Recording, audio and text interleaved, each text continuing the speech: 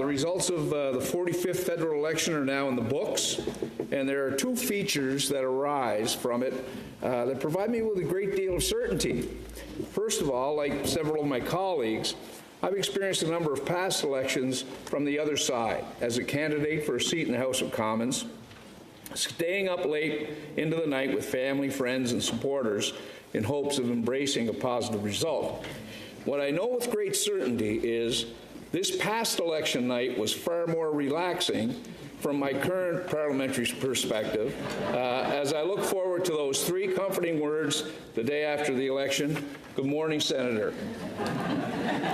The second thing I'm certain of, colleagues, is that Canadians can be confident that our federal elections are run by in a fair and honest manner, and that this is because of the professional and nonpartisan work of Elections Canada. I'll share just two examples to reinforce my confidence.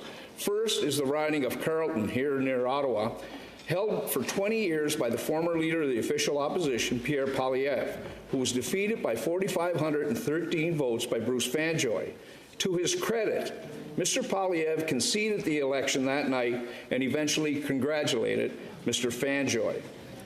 Predictably, the keyboard warriors flooded social media with conspiracy theories in order to sow doubt in the legitimacy of the outcome. I commend the Conservative Party of Canada for not taking the bait and pursuing a frivolous challenge.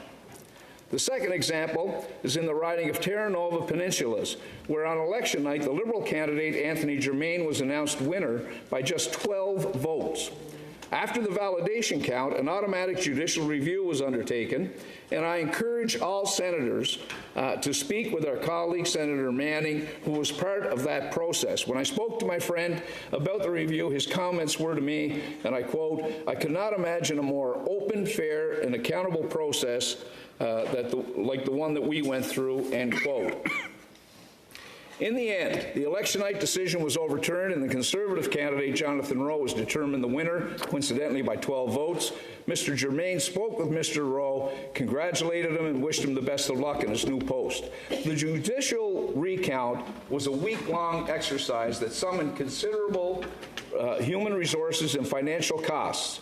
But in the end, the people of Terra Nova Peninsulas, and indeed all Canadians, can be assured the process was fair and accurate.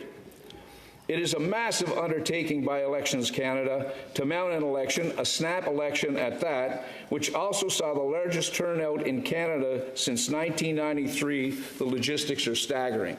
Yet, due to the dedication of 240,000 Canadians who tirelessly work to ensure the success of Election 2025, Canadians can take pride in the strength of our electoral process. Colleagues, when we continue to watch what's happening to our friends south of the border, with a reported 34% of election workers receiving threats of physical violence and death, and the incessant attacks on the institutions that provide foundations to our democracy, know that ours remain strong and true. Not perfect, and we can never be stronger or complacent, but senators, we remain steadfast. Thank you so much.